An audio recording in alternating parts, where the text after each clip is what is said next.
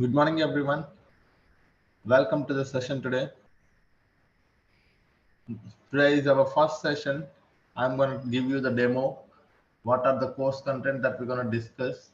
And the very first thing what I will do is like today, how to create a free tier account in the GCP. That is what is the agenda today.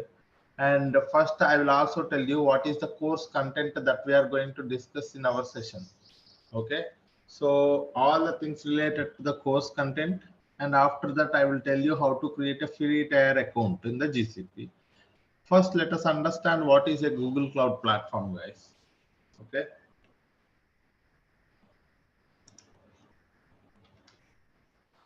so GCP, what is GCP?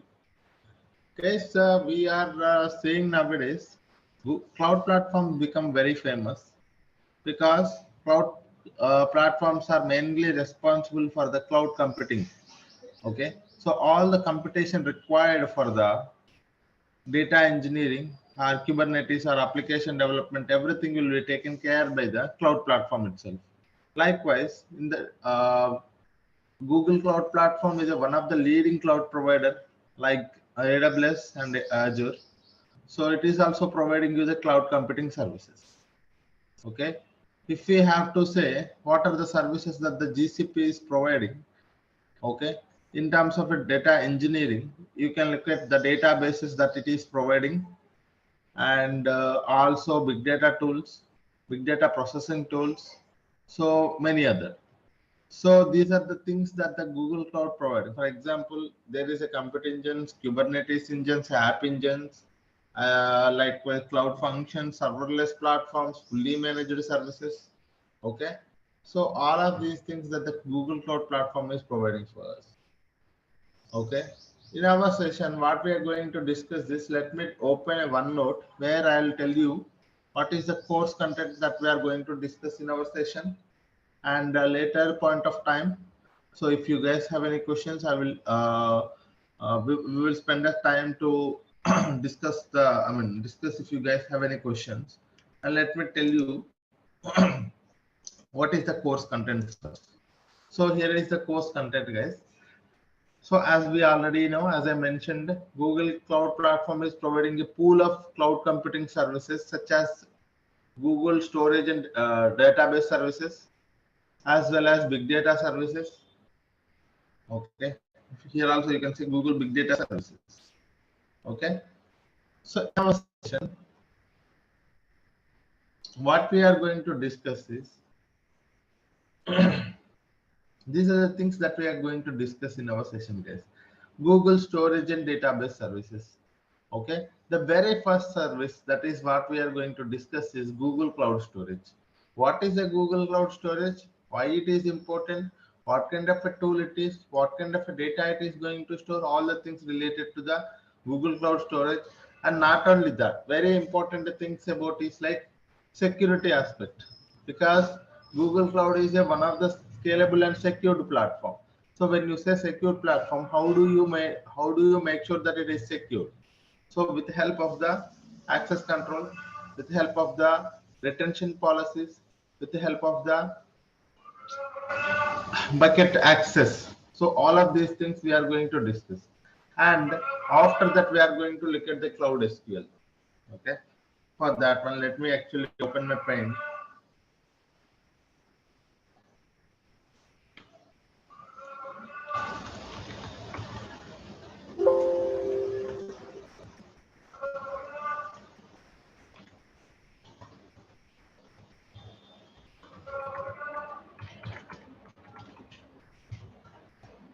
Database services.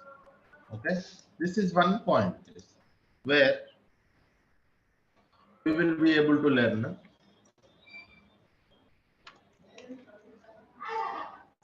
storage and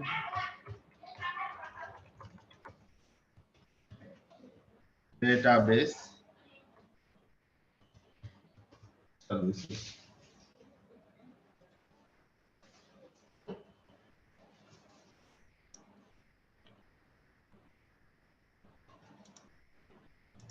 Okay, in this one, we are going to first see Google Cloud Storage. Yes, Google Cloud Storage is acting as a data lake in the GCP. So we are going to learn all the concepts related to the GCP. So it is acting as a data lake. So we will learn what is a data lake, why it is a Google Cloud Storage is having a considered as a data lake here, how much amount of data we can store in the Google Cloud Storage, all of those things we will see.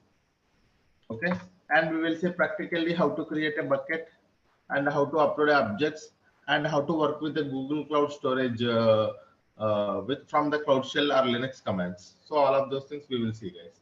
And one more thing. So this is a storage perspective. What about the database perspective? So for the RDBMS solutions,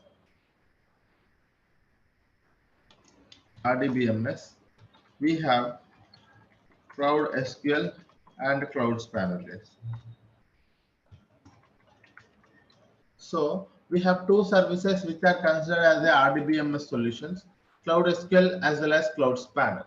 What is this Cloud SQL, guys? Cloud SQL is one of the fully managed services provided by the GCP for running the MySQL database, MySQL engines, as well as PostgreSQL engines, as well as SQL Server.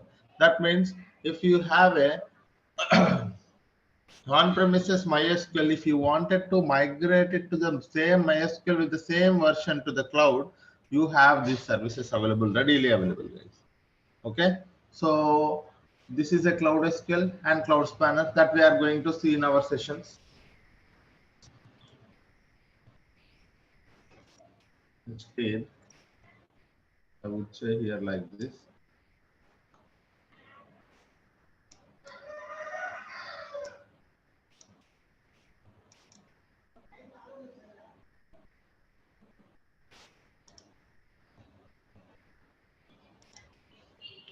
Storage services. We have here RDBMS. In RDBMS, we have first one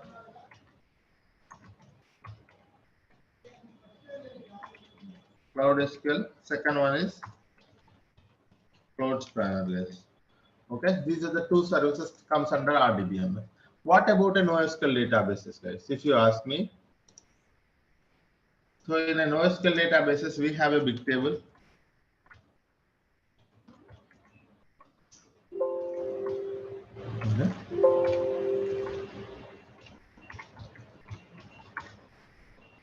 NoSQL databases.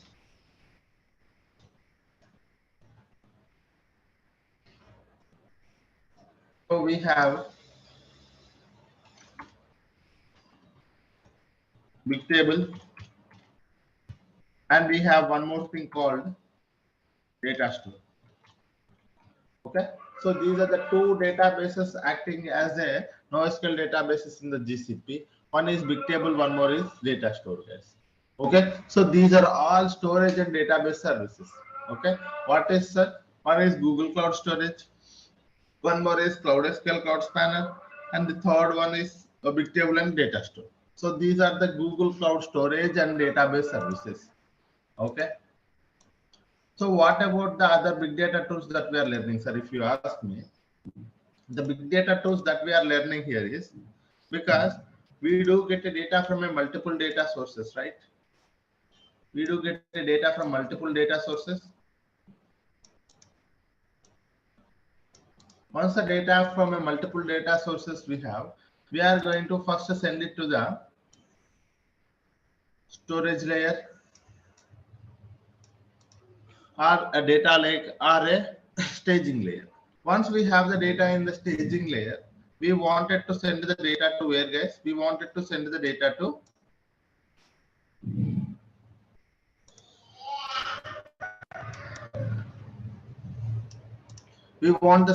send that data to the data warehouse. After that, there will be a different users will be there. Either it will be an ad hoc request, or it will be a reporting purposes, or it will be a business manager asking for a requirement.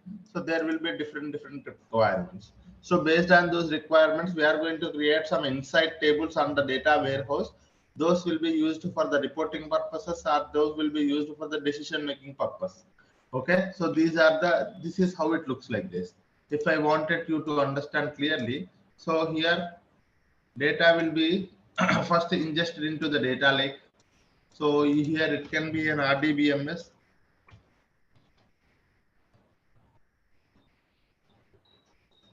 It can be a web server on an application. It can be a web server or an application, guys. Or it can be a, a CSV file from an application, or IoT data from an IoT application. So you get a data from a multiple data sources. You try to ingest the data into the data lake. So this is your data lake, guys. You try to ingest the data into the data lake, and once you have the data in the data lake, you try to first send the data to the where, guys. You try to process the data and send it to the data warehouse. Okay, what you are doing, guys, here you are trying to process the data. Okay, process the data, transform the data, clean the data, whatever the things you name it, all of those things, guys. Okay, you try to process the data and send it to the data warehouse. Finally, as per the business requirements, it will be creating a ML models. There will be a dashboard requirements. There will be ad hoc requirements. So based on the BA requirements or ML or some ad hoc requirement. Ad hoc. Okay. So this is how it will be, guys. Okay, so this is what is a typical architecture of a data world, guys. A data engineering, in a data engineering, what we will do in a high level, if you want you to understand, this is what we do, guys. So we will be working on an ingestion process. Here it is a source, guys. You can think this is a source. Okay, from source to the staging or a data lake. People call it as a storage layer. Okay, and here we are going to do what, guys? Ingestion, right? Ingestion are collecting the data, and what we are doing is we are doing process. What we are doing in a data warehouse, we are trying to analyze the data, transform or analyze, right? Transform, finally analyze. Analysis. So this is what I am calling, what you know, guys. This is what is mean by a data life cycle. In a data life cycle, you're gonna get the data from a source. You do the ingestion into a storage layer, and you do processing on top of it to clean the data or prepare the data. You do some transformations on top of it, and you try to analyze the data to improve your business. So this is what is called as a data life cycle. In a data life cycle, ingesting the data, collecting or ingesting the data, and storing the data, processing or transforming the data, finally analysis, or you can also say dashboards, report creation. You can also say report creation, reporting. Okay, reporting. Okay, so this is what is a typical life cycle, data life cycle, guys. In a data life cycle, this from the source to the finally reporting, that is where your destination is, right? You are going to create some dashboards, or you have a table that you can do directly do the analysis, or you ingest the data and finally store it in a one, instead of a storage layer, you can just mention it as a storage layer, storing, data storing. Okay.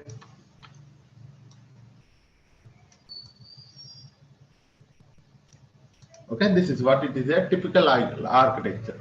In this one, what you are doing, you are having a data sources from here, here, and you are ingesting into the data lake, and from the data lake to the data warehouse. Finally, you will be having a different requests. So based on this one. So in a data life cycle, these are the processes that you are coming up with, guys. In this one, you see, you are having a source, sorry.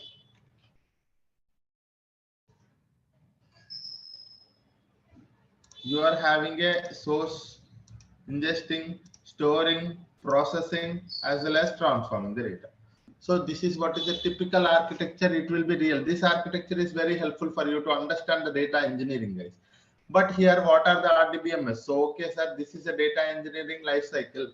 But you tell me what are the RDBMS technologies that we are going to learn in our sessions? If you ask me that question, okay.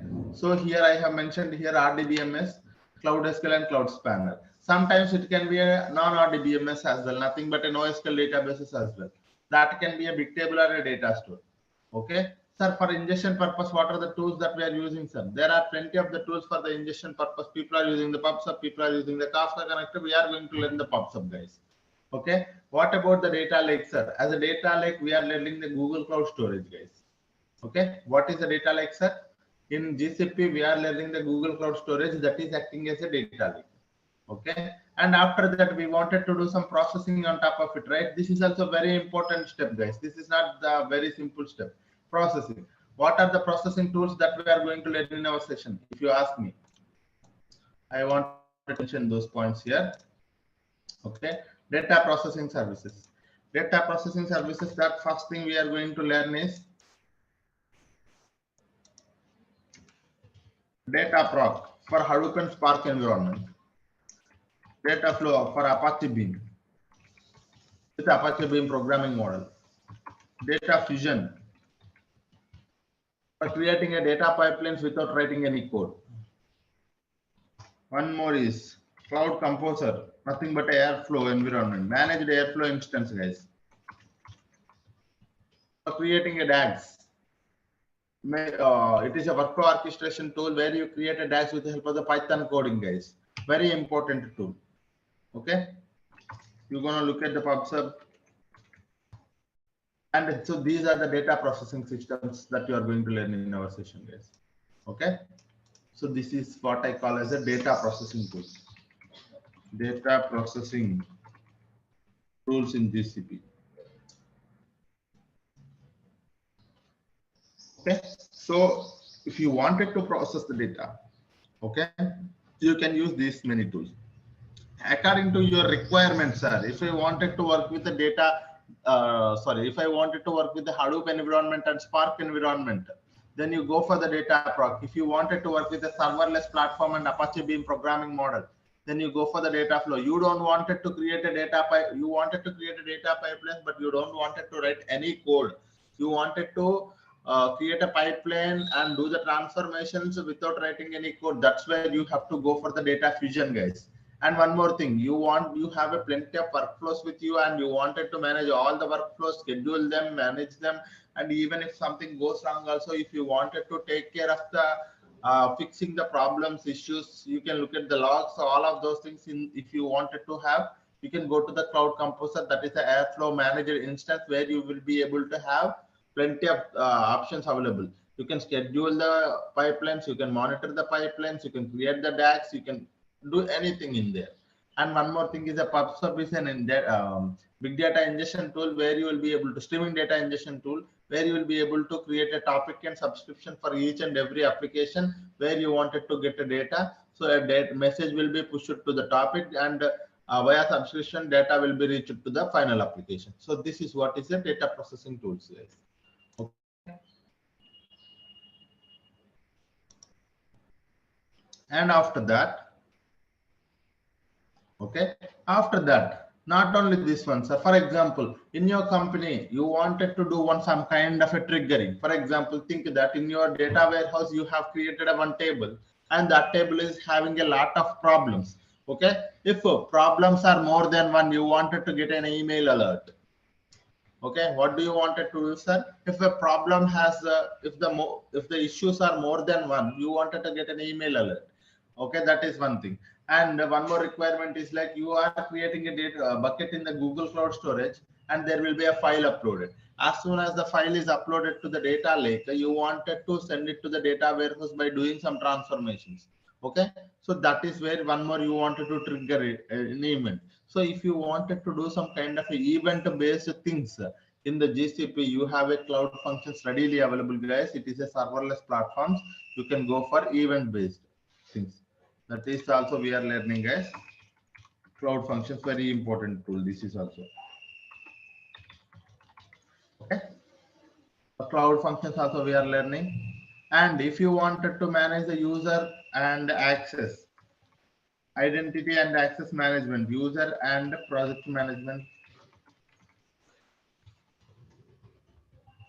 If you wanted to manage your project and user access, that's where you have a very bigger tool.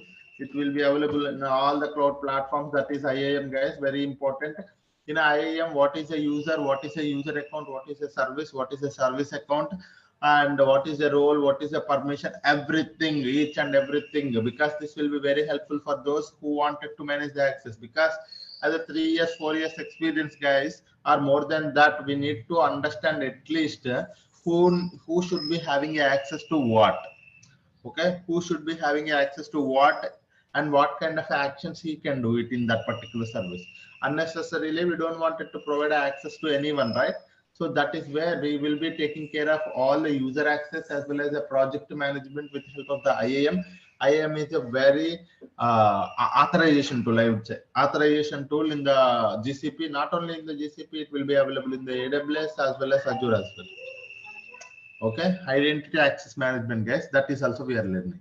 So you will be able to see here data lake, cloud spanner, cloud SQL, cloud spanner, bigtable, data proc, data flow, data fusion, cloud composer, pubsub, cloud functions, and user and access management with the help of the IAM.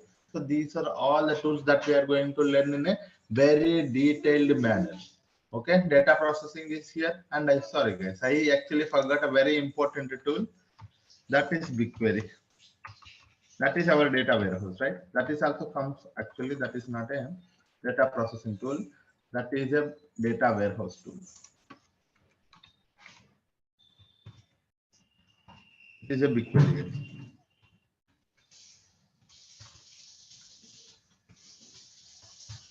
Okay, BigQuery. Okay, what is a BigQuery, guys? BigQuery is a modern data warehouse. It is acting as a data warehouse in the GCP. Okay, so this is also one more important thing that I actually forgot to mention somewhere. So this is a very important tool, sir, comparatively.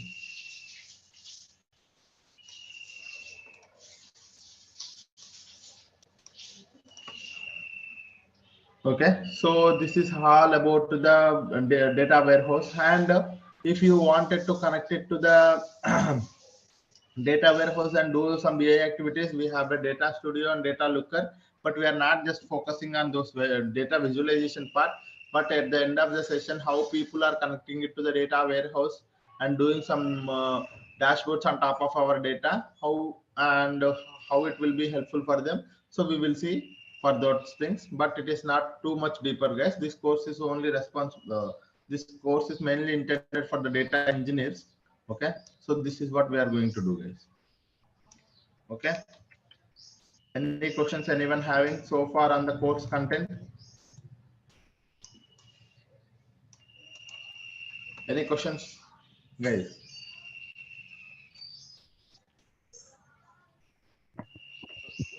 Yeah, hi Sadhul, good morning.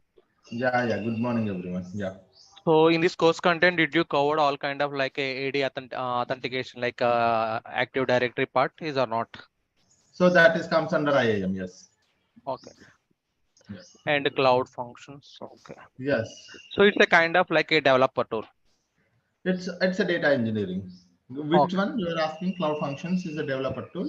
Yeah, no. I'm asking. Basically I'm a .NET developer. So can I Okay, consume those services to how my of course. intention is to create service with authenticated Sure. authorized service, and I can consume that service through .NET. That yeah, you can learn a lot of things here. Yes. Yeah. Thank you. Yes. How much frequently will be using SQL? Your voice is very less. I couldn't actually hear. Yeah. How much frequently will be using SQL queries? Yeah, frequency of SQL queries. So I would like you to understand that SQL and Python becomes very famous here in the data engineering. If you wanted to see Cloud SQL, Cloud Spanner SQL, BigQuery SQL, and even if I go to a Dataproc and if I wanted to work with the PySpark, I'd be using the Python plus SQL plus Spark. Okay, so again it comes in SQL and data flow SQL, data fusion, no tool, cloud, it's a Python. So this is how it is, guys. If you wanted to understand all the concepts, whichever, whatever I am saying, so you would be able to, I am expecting prerequisite for the course is a basic or at least a basic knowledge on, medium knowledge on SQL and little bit of Python, little bit, at least what is a data type. Okay, all the data types, if you learn it in the Python, that is enough. Okay, but SQL, I would expect a medium knowledge, guys. Okay, so it is, SQL is very important, and as a data engineer, if you wanted to grow, SQL is very much important, and you should be able to understand all the concepts. For example, what are those concepts? Are all the data types, or actually how to create a table, how to delete and update table. Those things are DDL commands and DML commands, and aggregations. Okay, so basic, I would say. So the concepts that you can focus on the SQL and Python, I would like to explain here, guys, so that if you are familiar with these concepts, you are well and good. Okay, in SQL. Okay, so all DDL and DML.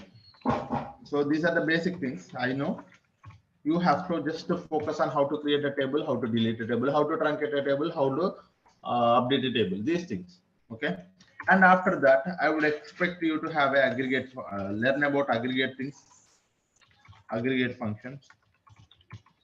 Okay, and one more thing is ranking functions, and the fourth thing is we have table. So there is a temp table, common table expressions, and there is also one more concept, so we focus on that as well.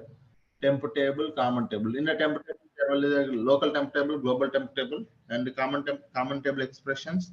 So these things, CTE. And the fifth thing, I forgot one more thing. Yes, mainly, guys. So join. Okay. Unions, group by, order by. Okay, group by, order by. I think this is it. If you are just are coming up, if you are focusing on these things, that is enough. In aggregate function, min, max, count, all of those things. Ranking, row number, a dense rank, a rank function, all of those things. And a temp table and CTE joins. You will be at least inner join, left join, right join. That is enough. Unions, union and union all. Group by, order by. I think this is enough, I believe, for the SQL, guys. Okay, if I remember anything, I will tell you. For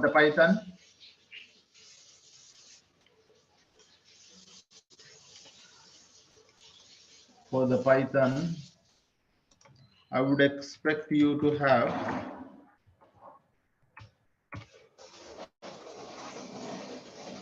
first thing, data types, guys. All the data types and differences.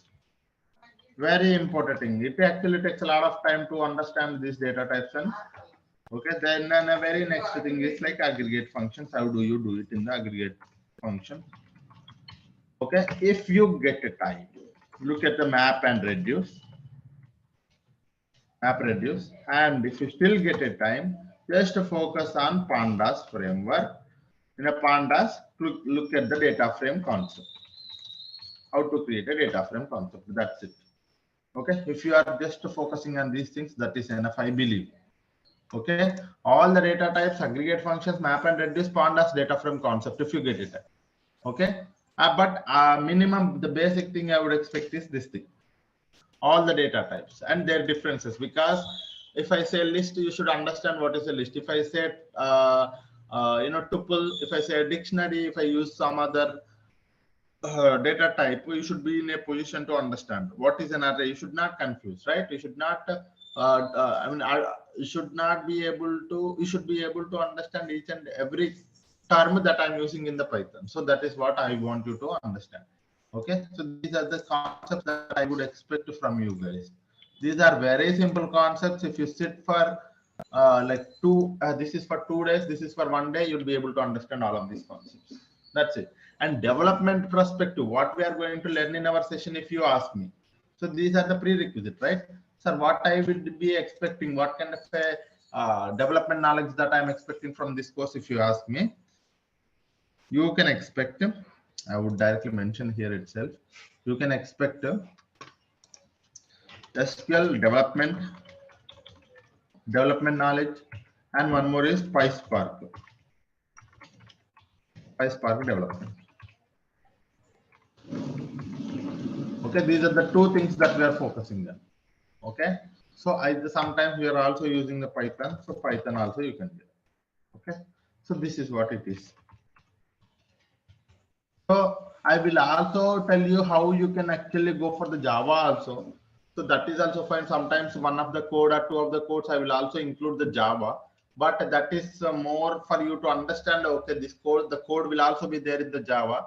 But the thing is, like, our main focus is on SQL and Python for the data engineering, guys, because it will be really helpful for you if you wanted to grow your career in a data scientist level or a machine learning mode. Because as a data engineer, if you work for the next 2-3 years, you will be able to easily enter into the data scientist roles, or you can also go for the machine learning roles, because it is actually one another linked, guys. Okay, so this is what is a prerequisite that I would expect from you guys. Okay, this is the thing that I would if you wanted to, sir, what are the concepts that I have to go for before coming to attending these sessions? What are the sessions? What are the things that I have to recapitulate? If you ask me, these are the things you recapitulate, guys. Okay, go for recap.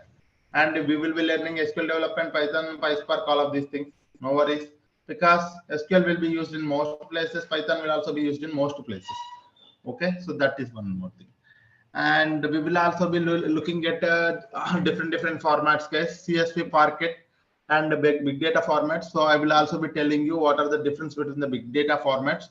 So because in the interviews, some people are asking me if you are working on a big data development, so did you work on the Parquet, and what is the main advantage of using the Parquet? Those kind of things also we will discuss in our sessions.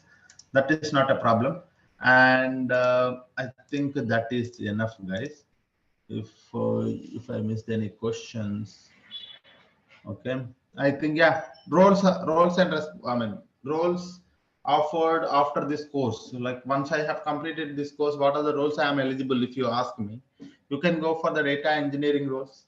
You can go for the Google Cloud Platform and GCP engineer, GCP data engineer, as well as big data developer, PySpark development. You can able to work in the PySpark, because we are not just working in only one area, guys, right?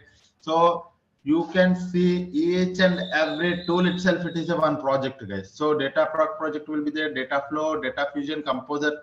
So these are all roles itself. Okay, so some data engineer working on a data proc, some data engineer working on a BigQuery, some data engineer working data fusion, some data engineer solely working on creating a data. So this is how it will be. And some people working on RDBMS data migration projects. Okay, data lake projects. So these are all things are related to the data projects only, guys. And after this, all the concepts are covered. Okay, during our course also we are going to cover many projects. So few projects are covered. I mean, once for example, if I am talking about a data proc, while I am doing the data proc, I will be able to cover the project as well. So what are how many projects that we are covering, if you ask me? Guys, we are going to cover almost 4 to 5 projects, real-time projects. And one more thing is like, these are real-time projects you can able to put in your resume. That is one point. And one more thing I want you to understand is like, okay, so whenever we talk about a one service, I would go to the Google Cloud Platform and I will try to explain all the things about that service theoretically and practically, and I will implement a solution there itself. So what you have to do is like you take some time in the day and you have to practice the same thing so that you will be able to understand, because practice gives you a lot of knowledge, guys. Understanding everything seems very simple. Okay, while I'm explaining, everything seems very simple, but after 2 days, 3 days, if you don't practice the thing, you wouldn't be able to understand the concept after 2 or 3 days. Okay, I want everyone to put at least spare 2 hours every day, 1 hour for the class, 1 hour for the practice session. Okay, so that is what you have to do, guys. And this course actually takes 40 to 45 hours, guys. More than 40 hours. Okay, more than 40 hours it will take. Okay, we will be having a daily Monday to Friday, 1 hour, 1 hour session. Okay, this is one more thing, and recordings will be shared to your emails. You will get a recording, guys. And one more thing is like what I actually forgot. Course duration, course content, daily 1 hour session. I think this is it, guys. Okay. Okay, this is one thing.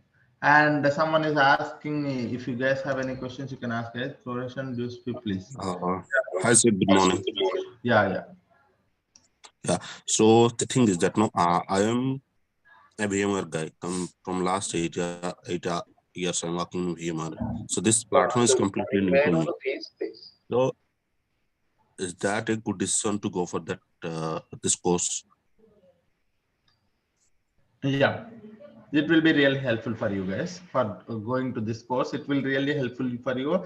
And because why I'm saying is like a data engineering is a foundational course. And one more thing, in our course, I will be starting from very basic to the advanced. I cover sometimes what is the data. I mean, because when we talk about a relational databases, I would talk about what is the data, what are the classification of the data, what is meant by structured, unstructured, semi-structured data. And one more thing is like what are the types of databases available, DBMS, RDBMS, and NoSQL databases. So from starting very basic to the advanced level where we will be able to automate the data pipelines. Automation, until the automation we will be covering every aspect. So this course will be really helpful for you if you wanted to build your career in the data engineering. Data engineering is not simple, guys. One more thing I want you to understand, very trending technology, very trending. As data keeps on grows, data engineering will be a very trending and hot job for getting a lot of opportunities. First thing, because data keep on grows, data engineer will be in a trending job. Okay, and there will be a plenty of opportunities and highly paid job, guys. If you go and look at the highly paid jobs in the world, data engineering is one of the job which is a highly paid jobs. Okay, yeah. Someone is asking So for a duration. The course duration is 40 plus hours, and course fee you can able to contact the team so that they will be able to help you on the course fee, guys. Okay. Yeah. So one more thing, sorry for interrupt. One more thing. Yeah. So as you mentioned, the prerequisite that SQL and Python is needed. So, but I don't have that knowledge. That's the reason I'm getting. So that is the reason. There are people here who does not know the SQL. There are few of my students who does not know the SQL and Python. But what I suggested them is like the only thing. Why my point of mentioning the concepts here is this one. You take a snap of this one. If you wanted to build your career in the data engineering, you take a snap of this page and look to go to the Google or YouTube or anywhere. There are plenty of resources for SQL and Python. Only focus on these concepts. I'm telling you, it wouldn't take 3 to 4 days. Okay, getting the basic knowledge on these concepts, that's the reason I have mentioned here the concept. There is no point of mentioning the concepts if you guys already know it. So there are few people who does not know the SQL, who does not know the Python, but still they wanted to enter into the data engineering world. So that is why I have mentioned here the SQL concepts and Python concepts. You take a snap of it and keep it with you. And we will be going to the deeper concepts. It takes 1 week or 1.5 weeks when we enter into the deeper concepts, main concepts. Meanwhile, for this next 5, 6, 7 or 1 week plus 10 days, you will be able to focus on these concepts and get a knowledge on it. Okay. Okay. Yeah. Thank you. Yeah. MySQL or MS SQL will be Both are using same. all are same. Both are same. No worries. Yeah. Okay.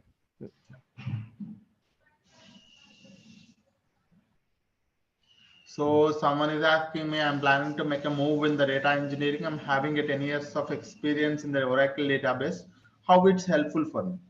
I'm telling you, if you are coming from a Oracle database or if you are coming from a, same background like MySQL or a support engineer or whatever the data, if you are working in a data world already, this course will be really helpful for you. You can get a good opportunities. First thing, a lot of hike you can able to expect, guys. A lot of hike you can able to expect. Okay.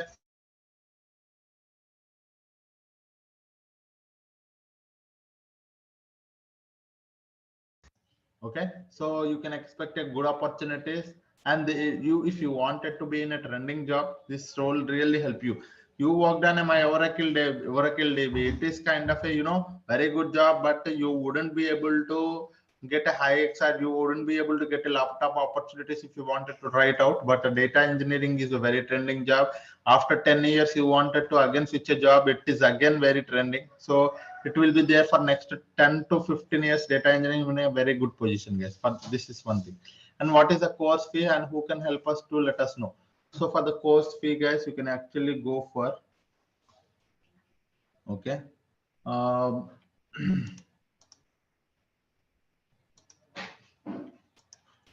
you can contact the IT team. Okay, so they will help you on this thing. Yeah. Any questions anyone having? Some people, okay, sorry guys, there are plenty of questions in the chat. I would try to explain one by one. Okay. And so is this course specially catering the data engineering with GCP and generic cloud computing with Google Cloud? Both. Okay, that is both, guys. Any project included in this course? Of course, guys. Don't worry about the project. Real time when I started my working, and still I am working in the projects. So those projects are I have created as a data engineering project here. Even with the triggering and cloud functions also I have created how actually the cloud functions will be used in the projects, how a BigQuery will be used in the projects. So those are real time things. You need not to worry about it. How long this course is helpful for you? Sorry, might have missed as you just joined. And this course will be a 40 to 45 hours, close to 2 months, guys. You can think of this course takes close to 2 months. We will use SDK, guys. I sometimes tell you how to install the SDK and all of those things. Yeah. Did you cover cloud computing engine? Yes, cloud computing engine. What is a cloud computing engine? What is a Kubernetes engine? What is the app engine? Basic concepts related to that we will be covering, guys, but not more than that. Yes, because it is a data engineering course. While attending the interviews for the GCP data engineer, the expert certification in GCP data engineering. Certification is mandatory for attending the no, guys. Okay, no. It is not mandatory, but if you have a data engineering certification, this will be really helpful for you. Okay, that actually gives a lot of, if there are 100 points, out of that 10 points or 15 points will be added to you by with help of the data engineering certification. But that's not directly get you the job, land you a job, but the concepts that we are going to cover, if you are having a good knowledge on all of these concepts, this will be really helpful for you to get a job. Yes. So one more thing I want you to understand, whenever I was talking about a one concept, let us just say, okay, let's just say data lake. When we are talking about a data lake or a BigQuery, so for a data lake, I'll try to give you some assignments, guys. Okay. And whenever talking about a BigQuery, I will try to give you 2 to 3 data sets for your assignment. Okay. You have to, what you can do is like you spare your time and focus on the answering those questions. Okay, so that you will be able to, when you try to complete those assignments, you will get a lot of knowledge and creating a lot of knowledge and using that particular solution. Okay, that is one more thing. And the data engineering is not all about the development, it is also about architecture, guys. So you have to focus on, it's not that I should use the BigQuery in a very good way. It's not like that. You should understand that how the BigQuery is, how we can use the BigQuery for a very efficient manner, and how BigQuery helps in a GCP, and how it is different from the other cloud tools and other on-prem tools like Hive as well as Redshift and Synapse. So you have to understand that concept as well. So our aim of the course is to get a development skills as well as the architecture points, because architecture also very important for us to understand. Every data engineer should go to the data architecture and machine learning solutions. Okay, so this is what we have to understand. Any other questions anyone having? Okay, so you can expect this thing from our course, guys, both actual development plus architecting. So these are the two things that we can expect. And I have mentioned here the all the course details on the chart, guys. You can also go through it. Okay. So time of the timings, I actually forgot to mention the timings, guys. The timings are same timings, guys. 7:30 to 8:30 a.m. Okay, same timings every day. Okay, so these are the timings. Yes. Yeah. Any questions anyone having? Yeah, Saidhul, I have one question. So I'm Yeah. expecting just I have to created one sample web application. Then how I want to deploy that application in the cloud? Is it possible to cover in this session? I mean, in this course content or not? Actually, for the deploying the pipelines and deploying the things that we are going to discuss, but application, because we are not an application developer, so that thing is not covered. Okay, thank you. But creating a data pipelines, deploying those data pipelines, because that is where we are focusing on as a data engineer. Yeah. Okay, thank you. Yes. Yeah. Someone is asking a batch time that I have mentioned here, guys. On premises to the cloud. Yes. Data migration on premises to the cloud that we are covering. Yeah. Any other questions, guys? Anyone?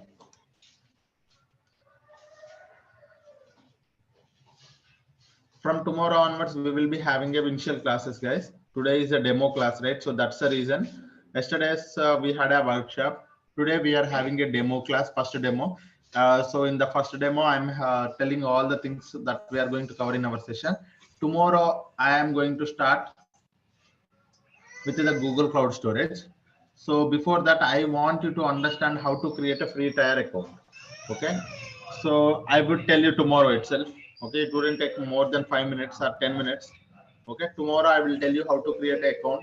And this is an course content and everything, guys. If you guys have any questions, you can ask me. Otherwise, if we have time, I will tell you how to create a free tier account today itself. Yeah.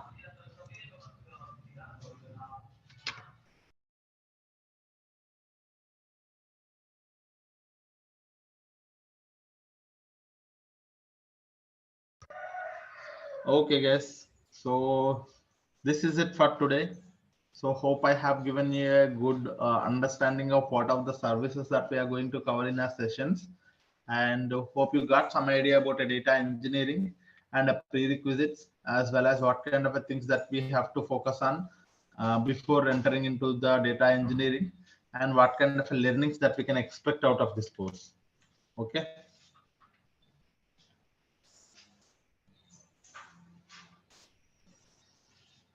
Okay. So there will be a comparison, guys. So someone is asking AWS to the GCP.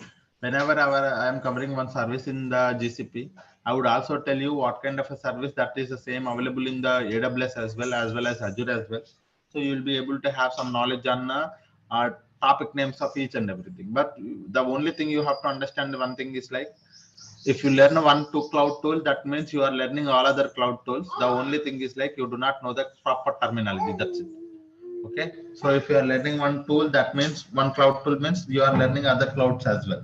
Okay, so don't think that if I learn what could be a thing, that if I go to the company, if they're asking me to work on AWS, it's the same thing. You need not worry about it. The technology is same. The only thing is like a platform is different. That's it.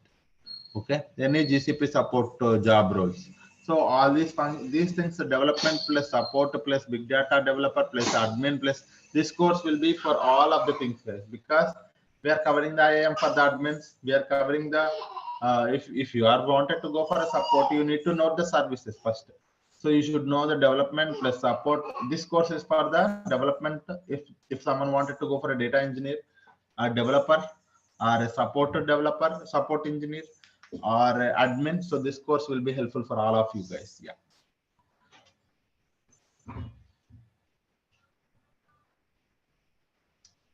Okay, guys. Any questions? Okay, guys. Thank you all. Okay, it's so it's almost 8:30. So I'll be here for next 2 minutes. If you guys have any questions, you can ask me. Otherwise, we can wind up the session. Tomorrow, with a very fresh mind, with a very positively, we are going to start our sessions with the Google Cloud Storage. So come up with a very fresh brain, sir, so that you will be able to learn and explore a lot of things in the GCP. This is not just a topic that we are going to explore. We are going to enhance, what I would say, we are going to acknowledge the development, how the Google Cloud platform has designed all of these tools, how these tools are going to helpful in our day-to-day activities. And one more thing is like these technologies are very good, and we will be able to work with any kind of data. So from tomorrow onwards, we are going to learn a lot of new things. Okay, keep your brain open for learning all of these things. Come up with a very fresh brain so that we will be able to see a very new and trending technologies. Okay, guys. Yeah. Thank you all. Thank you. Yeah. Thank you. Thank you, guys. Thank you. Have a great day. Thank you. Will you be sharing today's recording? Yes, you will get a mail for today's recording, guys. Don't worry on that. Yeah. Yeah. Thank you all. Have a great day.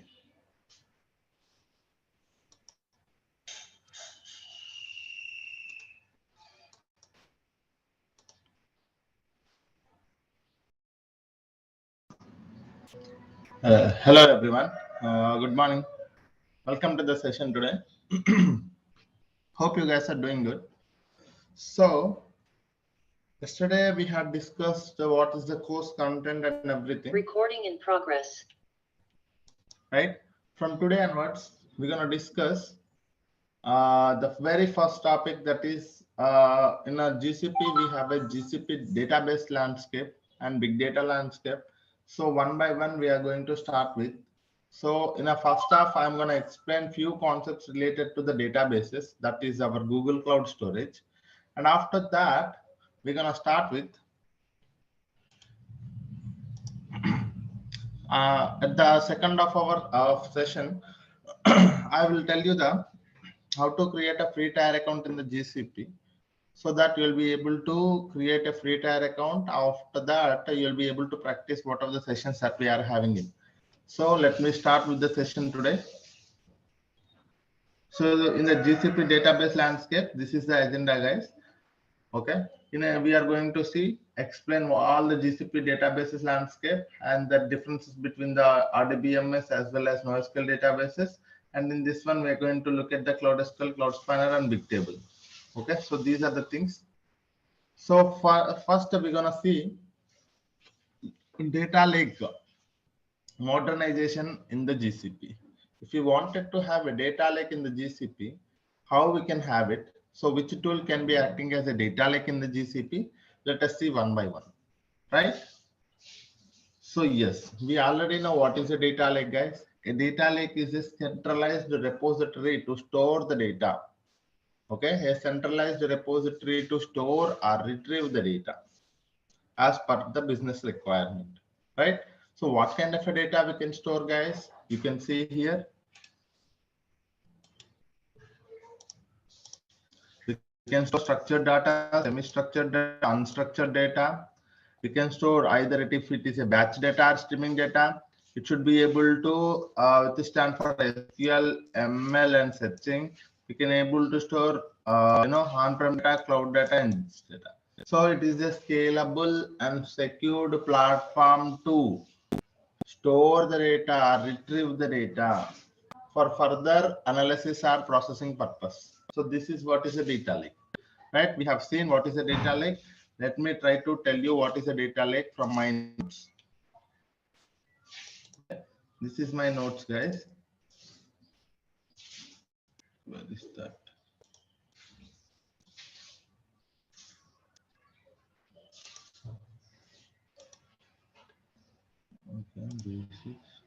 Yeah.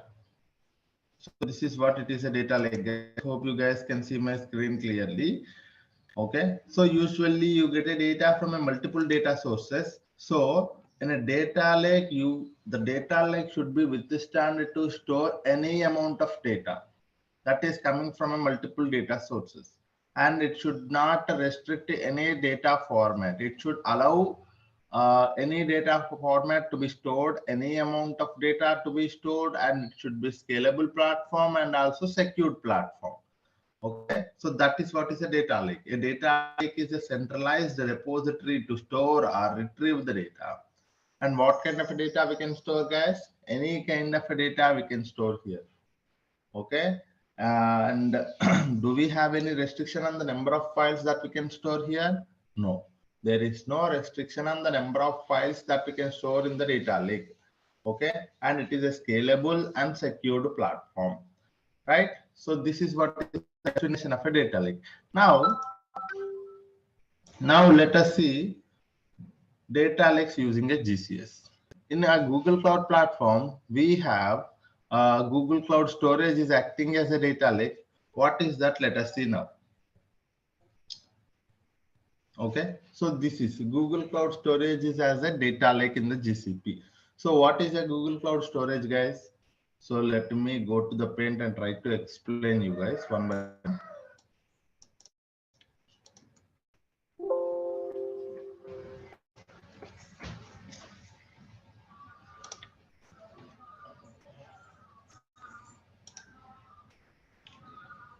So from today, from the very first topic that we are going to see is Google Cloud Storage.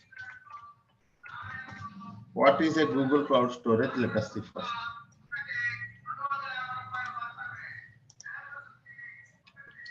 Okay, so Google Cloud Storage is one of the fully managed services in the GCP. What is this one, sir? One of the fully managed services in the GCP. What do you mean by that, sir? What is mean by fully managed service? Sir, I want you to understand what is mean by fully managed. For very first thing, I will try to tell you.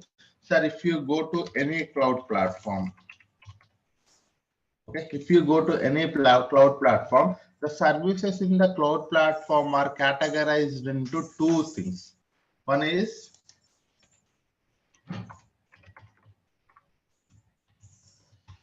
managed instance,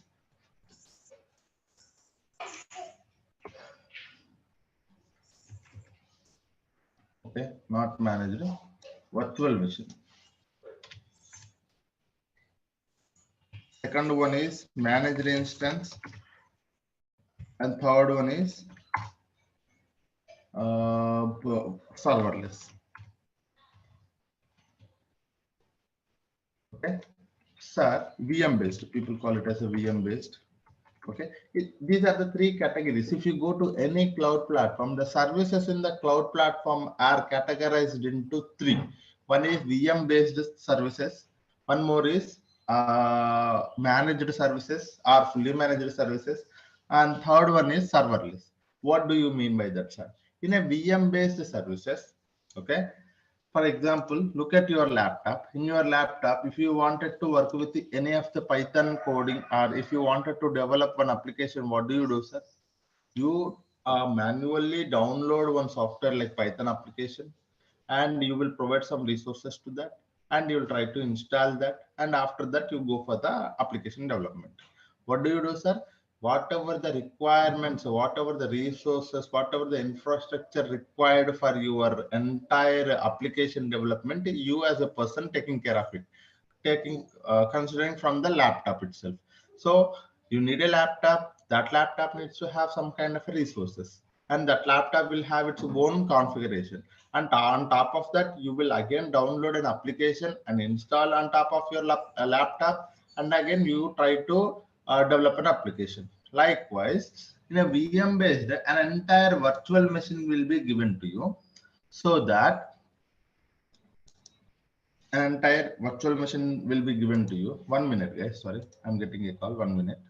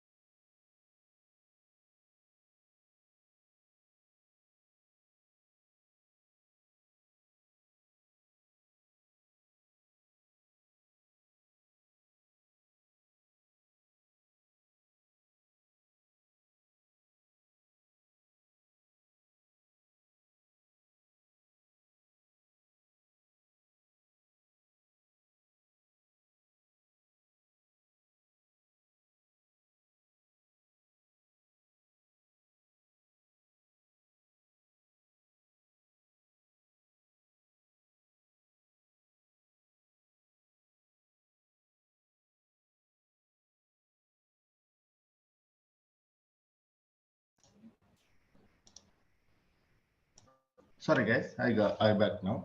So there are three categories in the cloud platforms. One is VM based, managed, and serverless. But before this one, if you wanted to understand, there is a one more category which is not a cloud platform. That is non-cloud platform. That is, we call it as an on-premises, right? So we have a one more thing is also there, that is on-premises. It is not a cloud. In on-premises, if you wanted to work with any of the application development, you have to manage your physical infrastructure.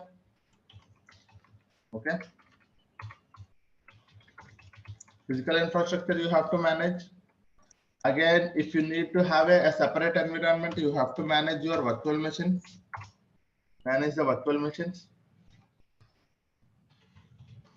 Manage the VM. And again, if you wanted to work with an application, you have to manage your application. Okay, because you have to download, install, all of those things. Again, you are the person need to develop the solution.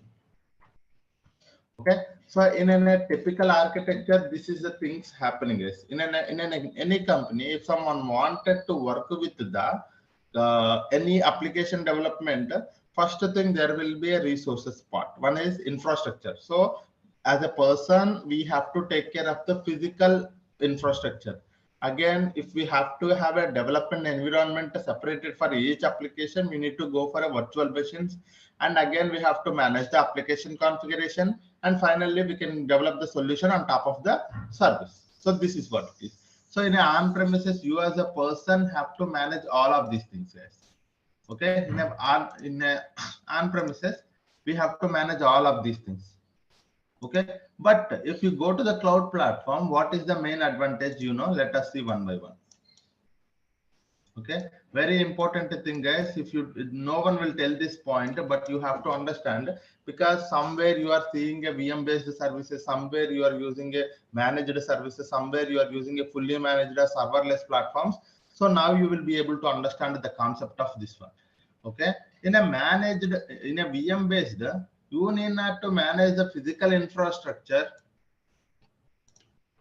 because that physical infrastructure will be provided to you in the form of a virtual machine to you. In the cloud platform, you need not to manage the physical infrastructure, but you have to manage your configuration for the virtual machine. You have to manage your application platform as well as development. Okay, in a VM based services are hosted. People also call it as a hosted, guys. VM based are hosted services.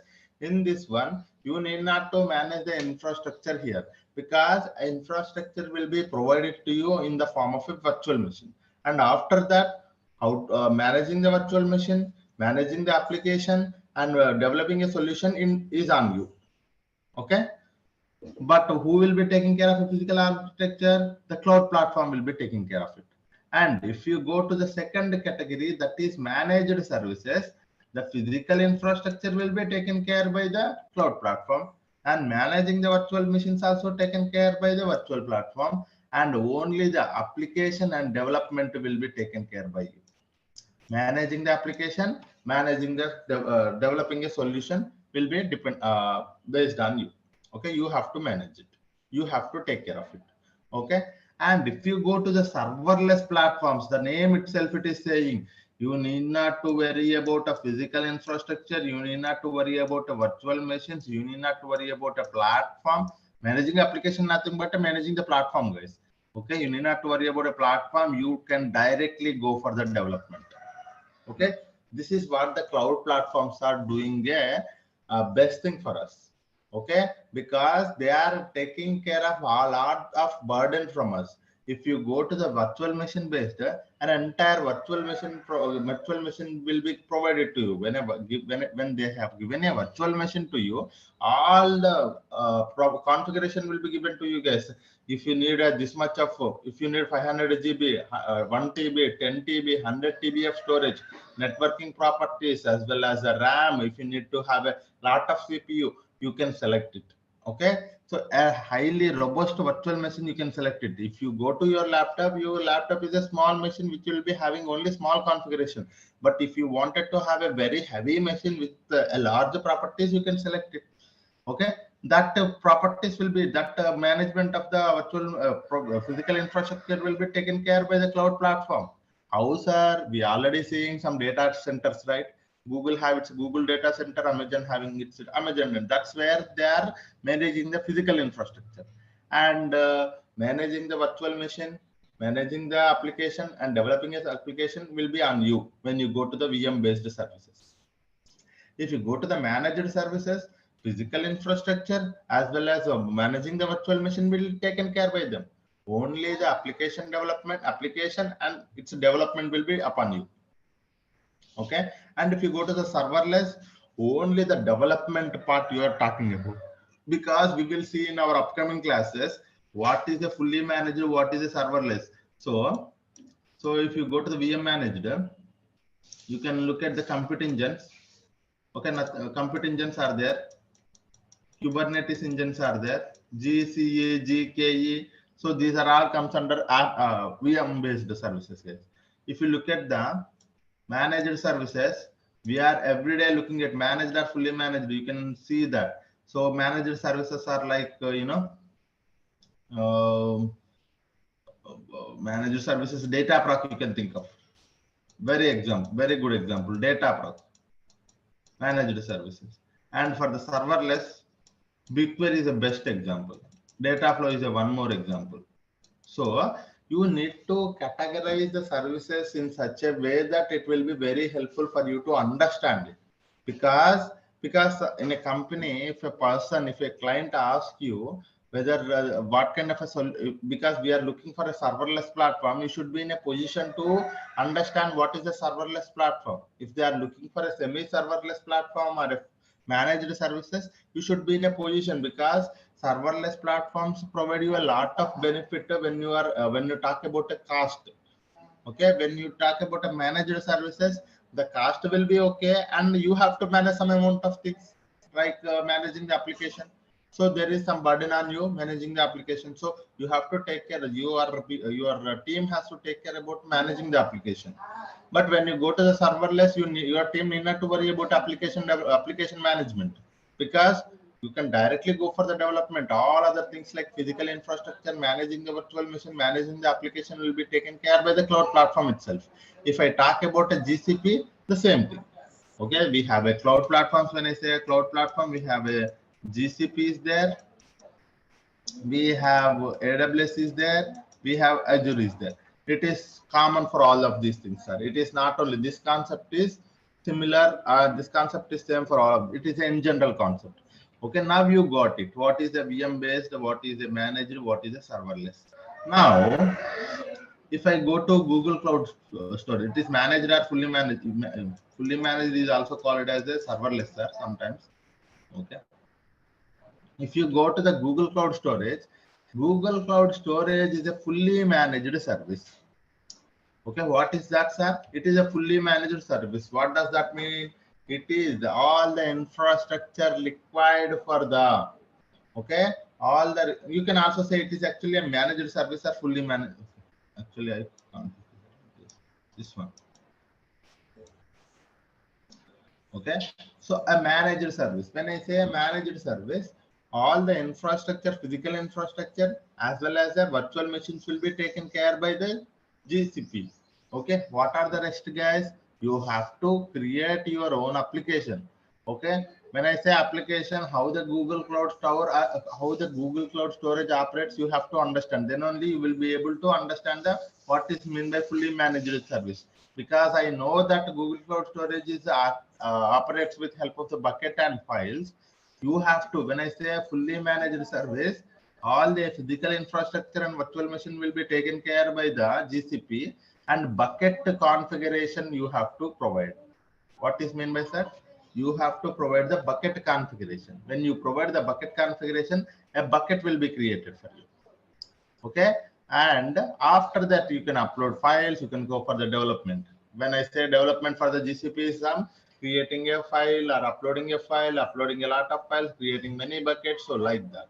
Okay, what is meant by fully managed? All the resources as well as infrastructure will be taken care by the GCP itself. So for that point, I have explained all the things, guys, because this terminology will come all the time. So that's the reason I have told, I have to tell, I have explained here. Now,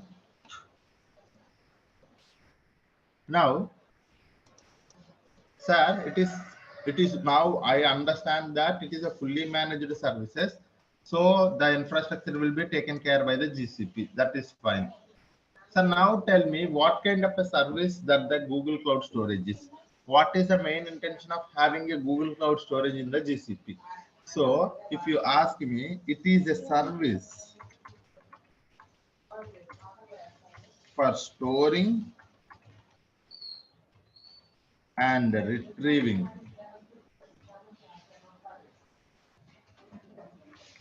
the data. Okay, so what kind of a service it is, sir? If you ask me, it is a service for storing and retrieving the data. Sir, what kind of a data I can store here? Sir, what format data I can store here? Sir, how many files I can store here?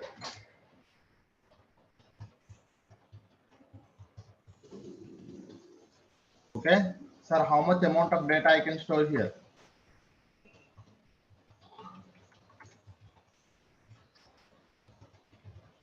Okay, so sir, it is a fully managed service. It is a service, I would say. It is instead of that, a service for storing and retrieving the data. So when I say talking about storing and retrieving the data, how much data I can store, any amount of data, any number of files, any format data, any kind of a data, we can able to store in the GCS, guys. Okay. So this is what is the main intention. What is the purpose of a Google Cloud Storage? If you ask me, it is a storage and retrieving tool.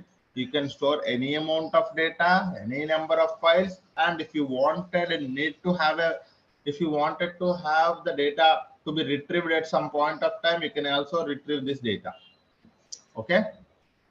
So this is what it is. And one more thing. So how the Google Cloud Storage operates? Okay, sir, it is a fully managed, that is fine, and the purpose of the service is also fine, but how it operates? Okay, how it operates? Sir, it operates via bucket and files.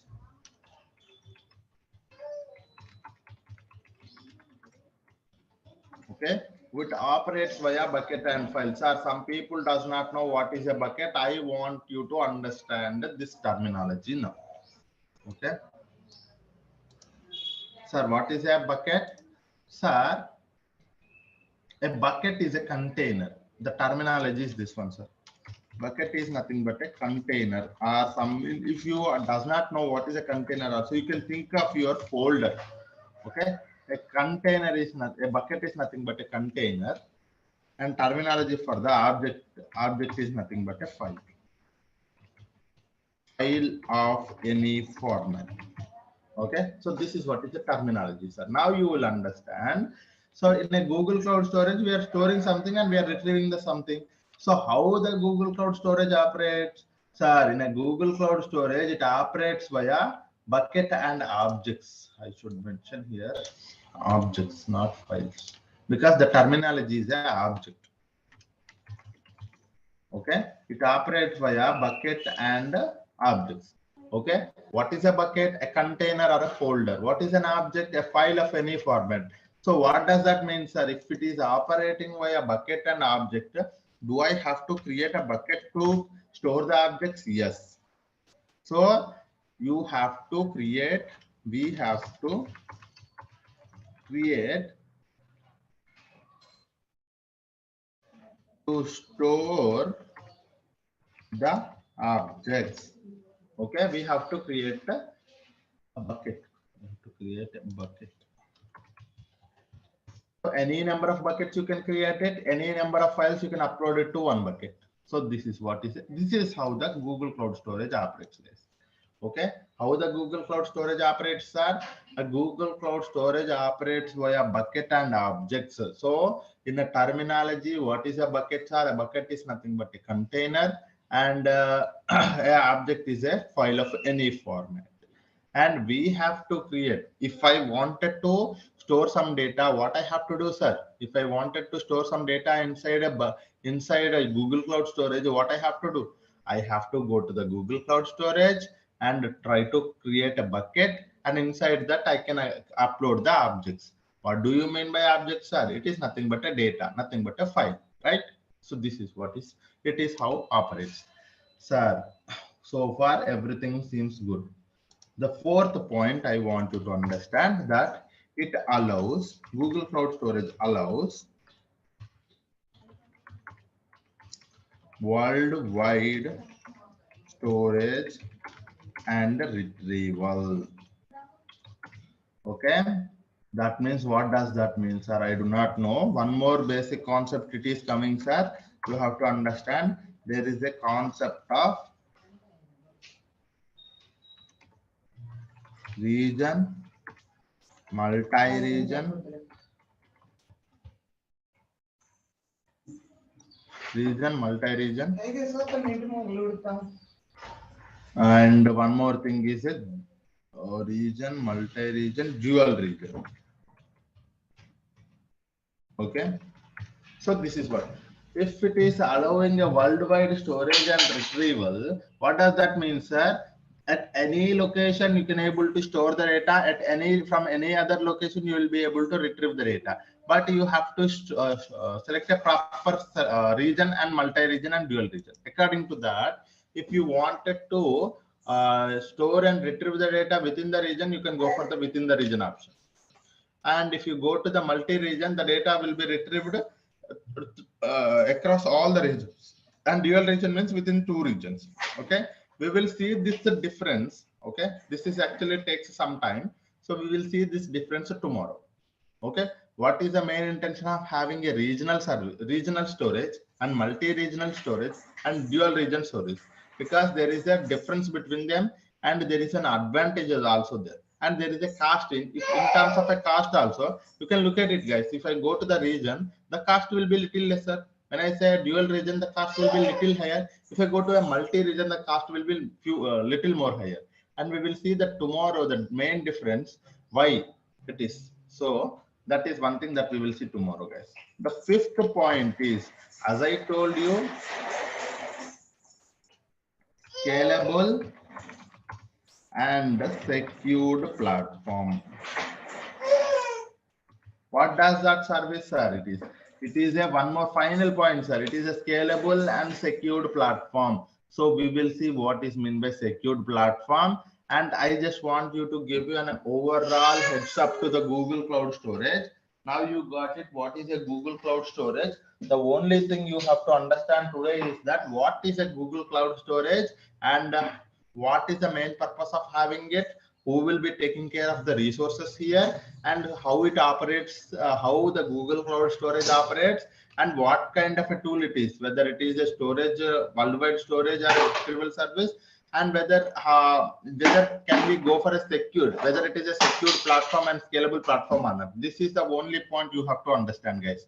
Tomorrow we will see how to create a bucket. Inside that, all these things, like when I say secured platform, right? So we can able to say access control, and very basic concepts we are going to see tomorrow. Object versioning. What is mean by all of this terminology? We will see retention policy. Okay. Okay. And one more thing is also there, storage classes. Okay, we can also go for the storage classes. While you are creating a bucket, there is also a storage classes. So tomorrow we will see all of these things, sir. Whenever you wanted to create a bucket, so you can select a proper bucket name and a location where you wanted to. So when you wanted to create a bucket, you have to give a proper name to the bucket. Okay, you have to give a proper name to the bucket, and you have to select the location of the bucket, and you have to select the proper storage class for the bucket, and we have to select the access control, and we have to select the object versioning and retention policy. retention policy. Okay, tomorrow we will see while we are creating a bucket, all of these concepts we will see because these are the practical concepts. Okay, so what are these? How we have to give a proper name to the bucket, because it is not directly, sir, I can give any name. Okay, it is not like that. It has to be a globally unique name. How to select a location? When I say select a location, we know that we have a region option is there, we have a dual region option is there, we have a multi-region option is also there. And storage classes, there are 4 storage classes like standard, nearline, cold line, and archive. Access control also we have 2 options. Access control at rate bucket level, access control at rate object level is also there. So we have to see all of these things while we are creating a bucket. Okay, today hope you got some idea about a Google Cloud Storage as well as the different varieties of the services in the cloud platforms. Okay, yeah, any questions so far on the Google Cloud platform, guys?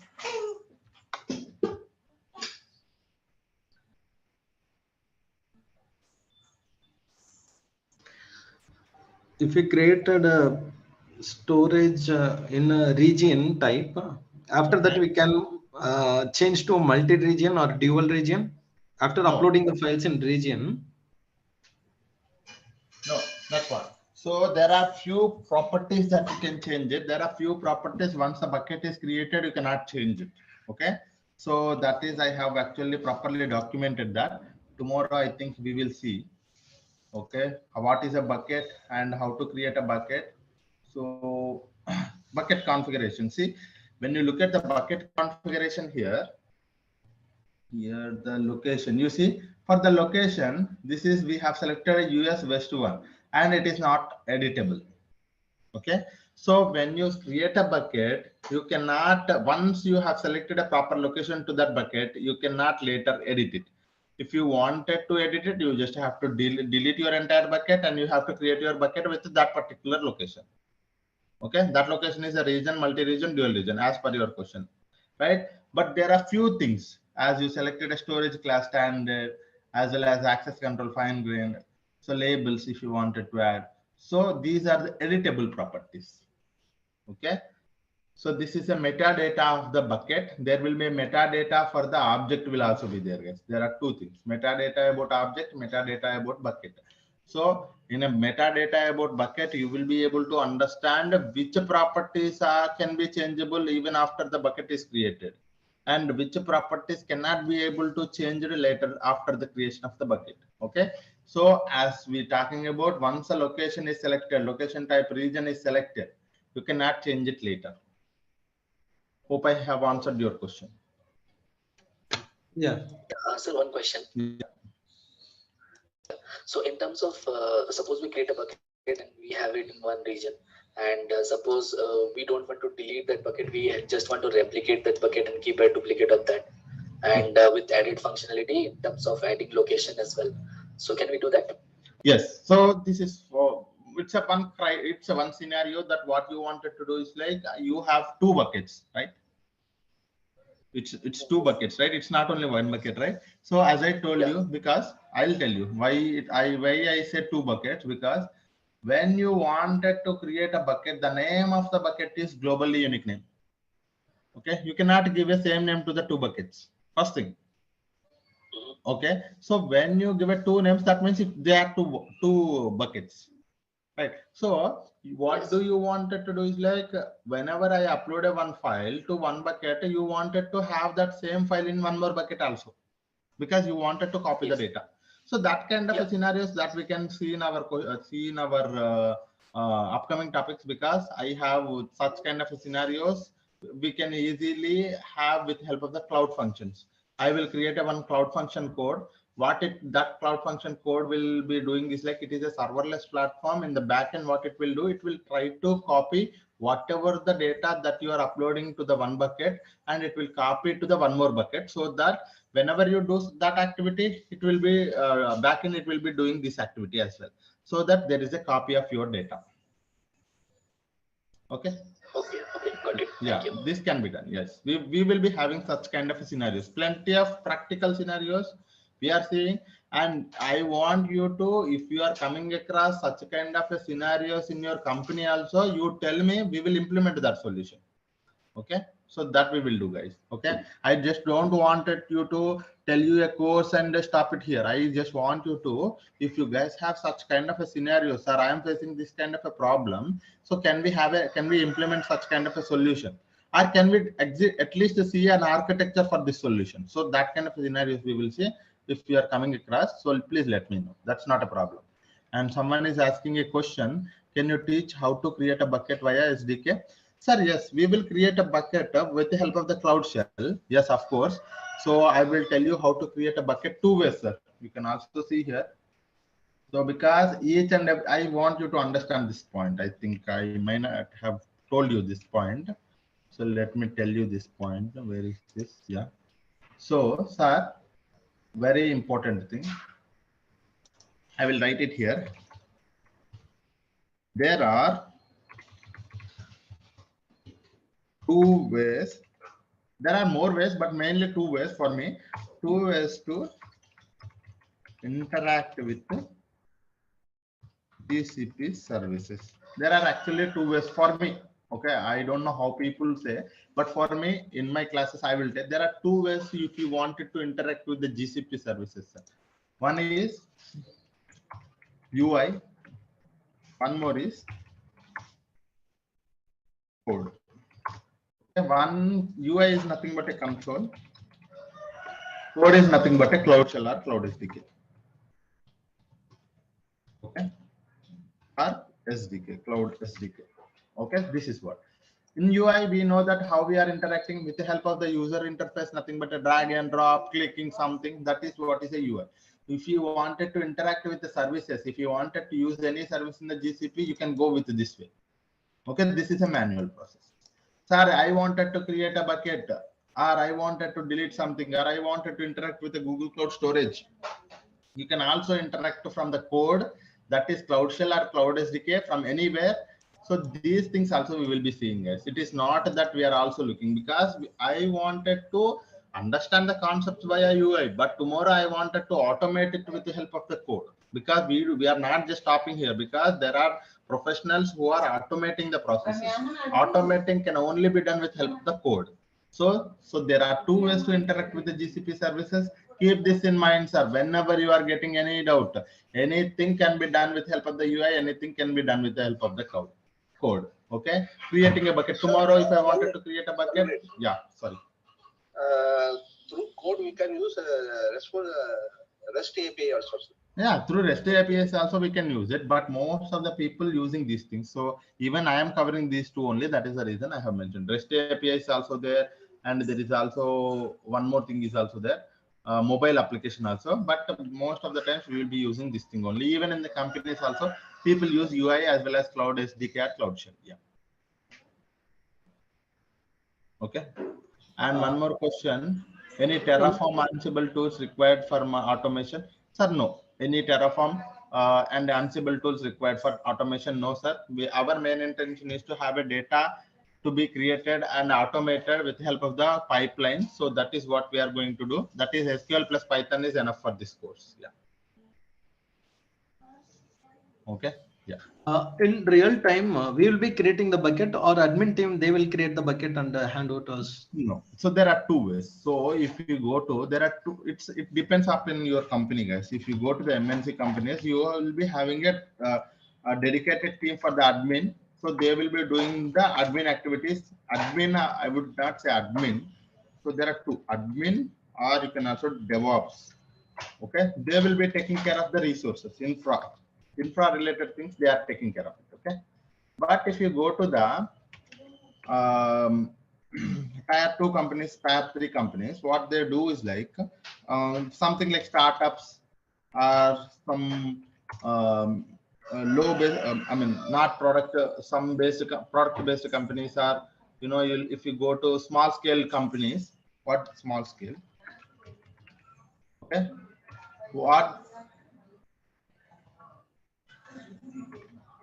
what they do is like they will provide an entire, because it is a small startup company, and you have to do everything on your own. In that case, you will be getting a chance to work on the UI. You will be getting a chance to creating a bucket, anything. You yourself have to work with the admin activities as well. That means IAM, all of those things, and permissions, roles. You yourself have to create a bucket. But when you are going to the MNC companies, most of the times they will not providing you access to do that.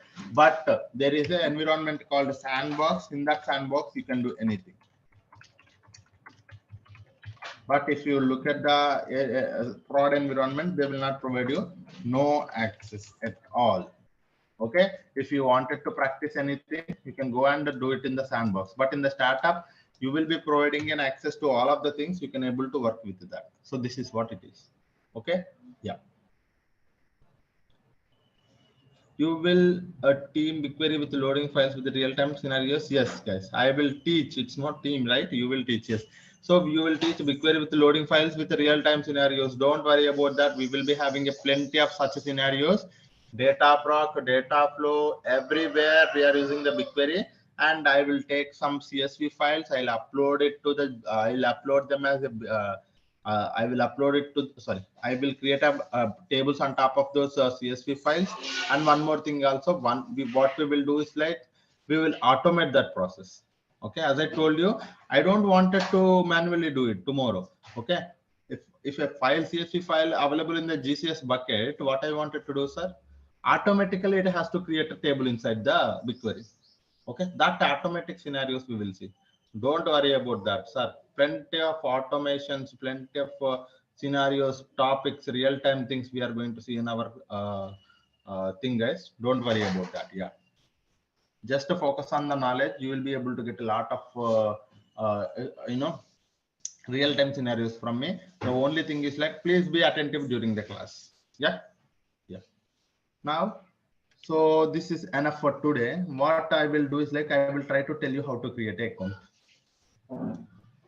So we will see tomorrow rest of the concepts. Okay. Now let us see how to create a bucket. Sorry. It's already 8:20, guys. Okay. So let me. Can we see it tomorrow or shall we see it today itself?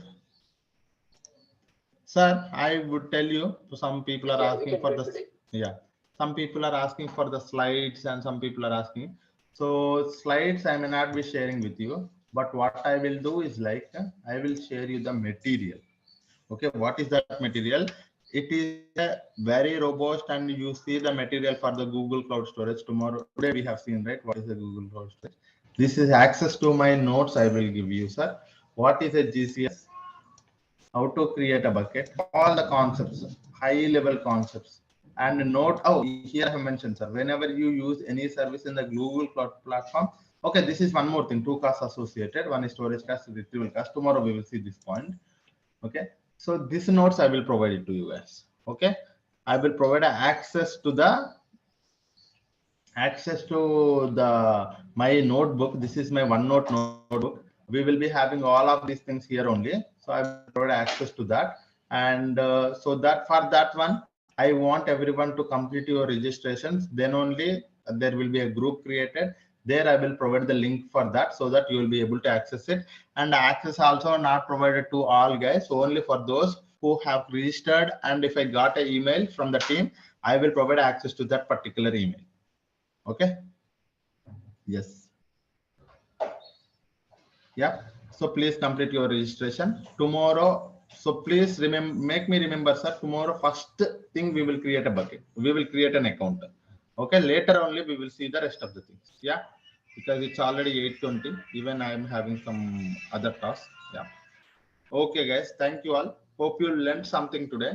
So I want you to learn everything, almost everything, every day, whatever we are speaking. If you are unable to understand, please try to ask me. So that wouldn't be a problem. You can raise a question. You can raise anything. If you wanted to see a real-time things also, you can do. Okay. Complete your registration to get the notes, guys. Okay. Thank you all. Hope you learned something today. Thank you all.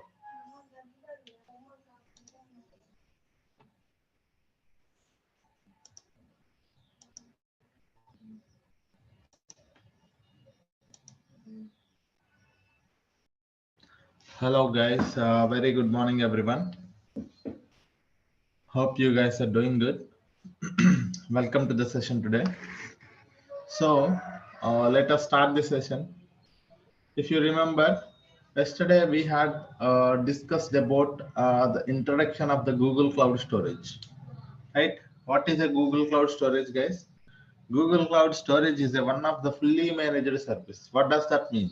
One of the fully managed means fully managed is nothing but all the resources required for the managing the files as well as storing the files and retrieving will be taken care by the GCP itself. We need not to worry about that thing. The only thing we have to worry about is like how to create a bucket and how to upload a file.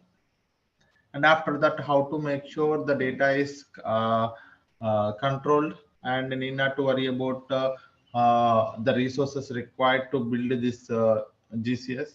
And one more thing, we have to worry about what are the storage classes we need to take care of it, and the location as well as object version. And what kind of a tool it is, guys? If you ask me, Google Cloud Storage is a service for storing your any type of a data, any kind of a data, any number of files we can store here. And how the Google Cloud Storage operates? Google Cloud Storage operates via bucket, okay, and objects. What is a bucket, guys? A bucket is nothing but a container to store your objects. And what is your file object, guys? Object is nothing but a file. Okay, it allows worldwide storage and retrieval. It is a scalable and secured platform. So this is all about a introduction to the Google Cloud Storage. Now the question is how to create a bucket. Sir, as I told you, if I wanted to work with any of the service in the GCP, there are two ways. One is via console, one more is via command line tool. Okay, so let me open. Okay. So if I wanted to work with a interactive,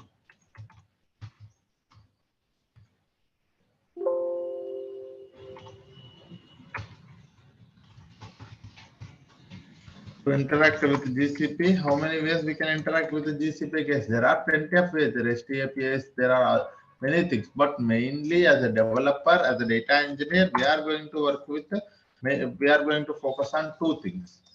Okay, that is, one is user interface. That is what we call as a console. One more is command line tool. That is your shell or SDK. Okay, so this is these are the two ways that we can work with. Now the question is how to create a bucket from the console. That is one thing, and also how to create a bucket from the command line tool. So these are the two things that we will see, guys. Okay. So now let us see. Let me go to the console and tell you how to create a bucket and how to interact with the, and while creating a bucket, what are the things that we have to take care? One by one we will see. And likewise, how to create a bucket from the command line tool. That means with the help of the commands, with the help of the Linux commands, how to create a bucket also we will see. Okay, all of these things one by one we will see. Okay. For that one, let me go to my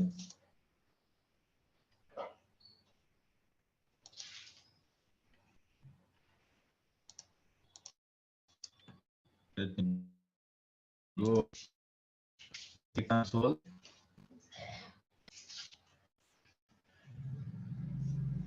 Okay. Login in. I am logging into my console, guys. Google Cloud.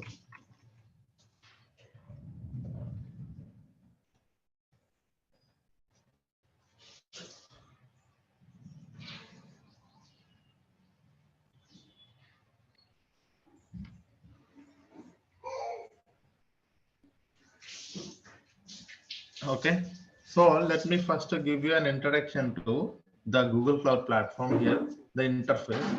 So when you logged into your Google Cloud, so this is how the interface looks like.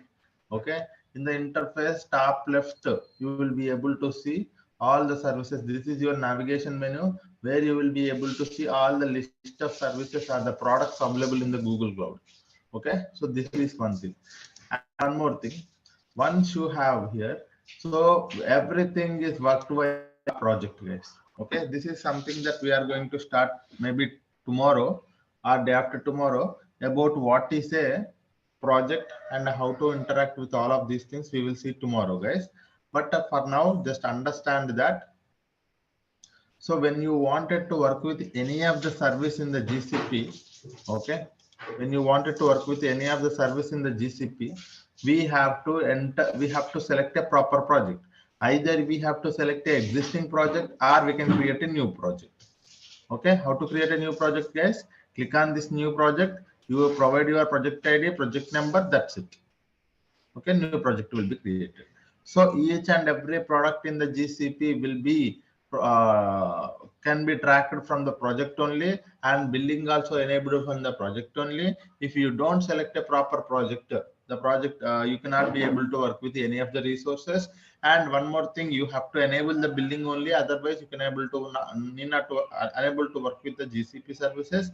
And while you are working with any of the service, there will be a API, you have to enable the API. All these things are linked to a project only, because all the tracking of the billing will be done from the projects. Okay, so this is one thing, guys.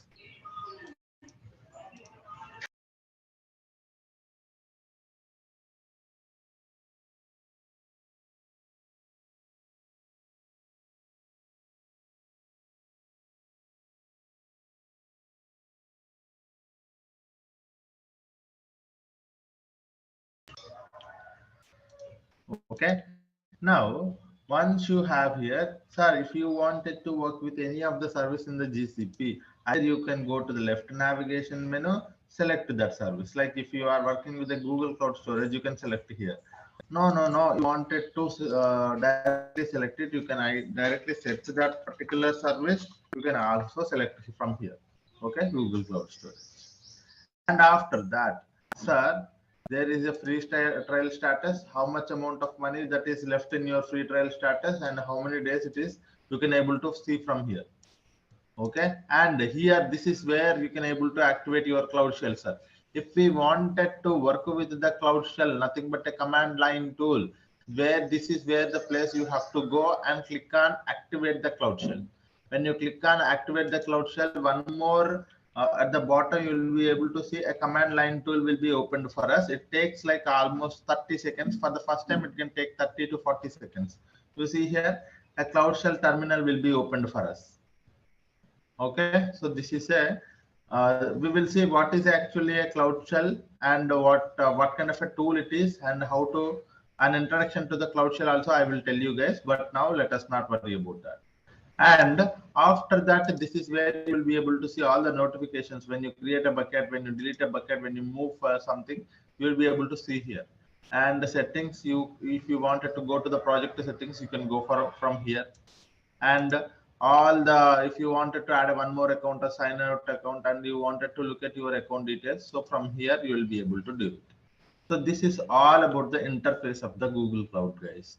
In a Google Cloud, you will be able to have a navigation menu for selecting the each and every service, or go to the search box for selecting a proper service.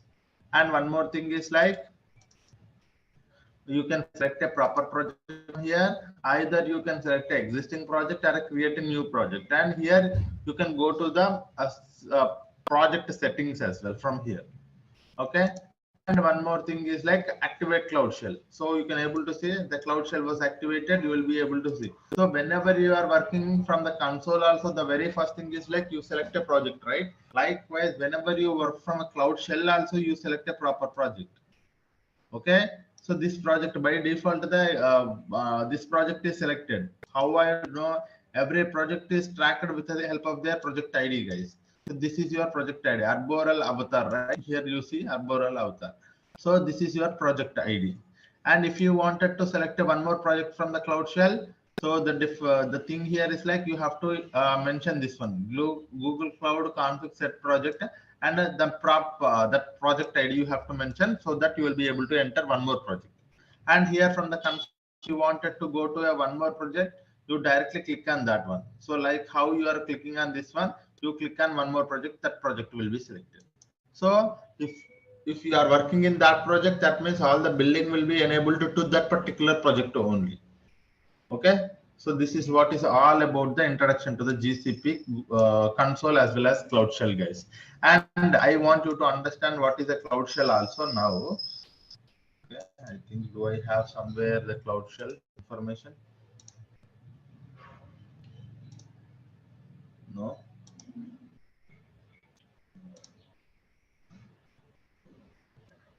No. Yeah, here it is. Yes.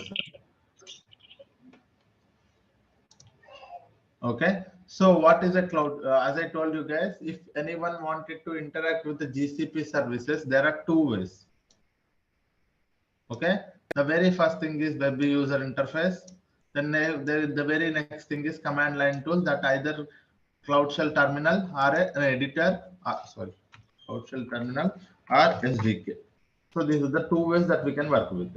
And one more thing, what is a Cloud Shell? Because we know that console is a web interface. We know how the web interface works. But what does this Cloud Shell serve? A Cloud Shell is a very small Linux operating system, guys. It is a command line tool. It has a 5 GB storage. Storage size is 5 GB, and it has a language support to SQL, Python, Go, Java, all of these things. If we wanted to work with the shell, we first activate it. After that, we select a proper project and use shell commands and Linux commands to interact with the each and every services. Okay, so this is what is a Cloud Shell, guys. You should not you should understand that the Cloud Shell is a very small machine. When I say a very small machine, it does have a Linux operating system, and it is having only 5 GB persistent disk storage, and it has a language support to SQL, Python, Go, Java. Okay, so whenever you wanted to interact with any of the service from the Cloud Shell, you provide a proper command from the Cloud Shell to interact with that particular service. That commands will be available. I will tell you how to do that because I have listed here. Okay, one by one we will see. We need not to, hurry. We are not in a hurry, guys. So what we will do? So whenever I interact with any of the services, there are two ways I will tell you. For example, today I am working about a Google Cloud Storage. I will tell how to create a bucket from the console. I will also tell you how to interact with the Cloud Shell, how to interact with the Google Cloud Storage from the Cloud Shell also. Okay, two ways we will see. Now we understood that the interface, there are two ways that we can interact. One is console and via Cloud Shell. Now we will go to the Google Cloud Storage and try to create a bucket in the console.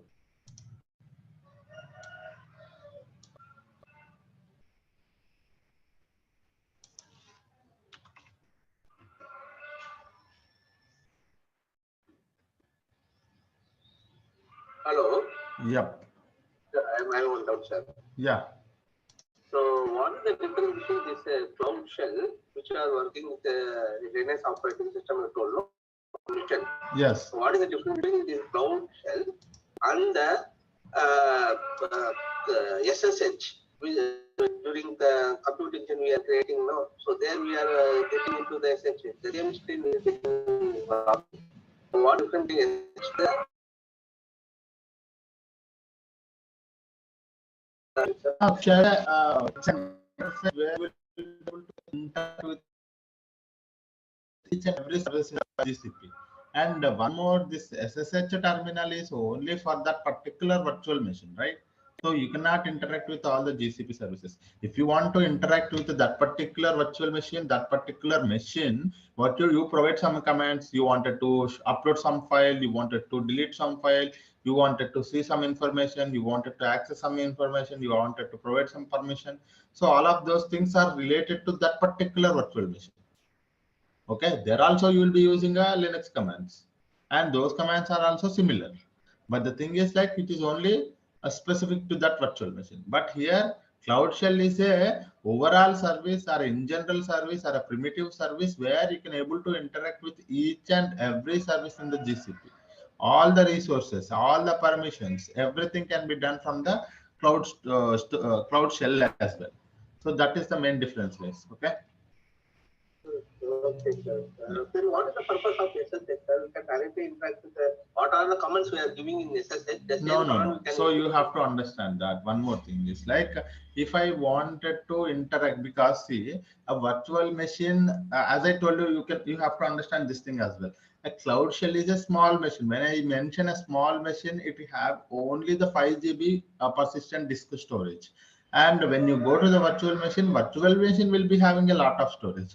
Sir, I wanted to move a file from a file of 10 GB to a virtual machine. That I can do, but I cannot load it to the Google Cloud Shell, right? Because it has only 5 GB. When I say 5 GB, you can only store until 4.5 GB of storage only.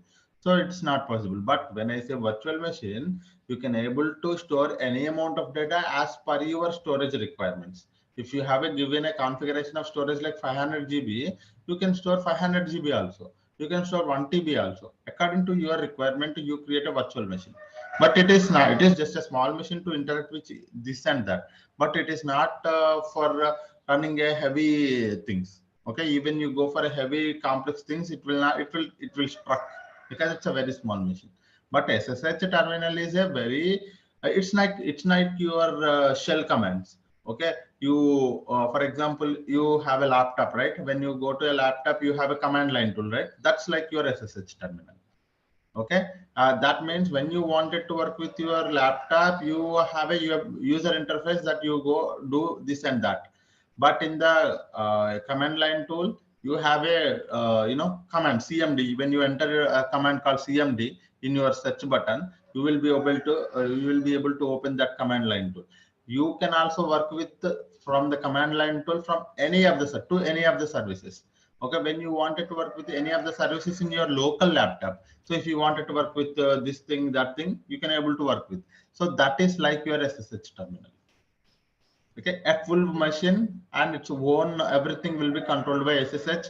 Not only the SSH. If you open, for example, if your virtual machine is a Windows operating system, then you can again do with a user interface also.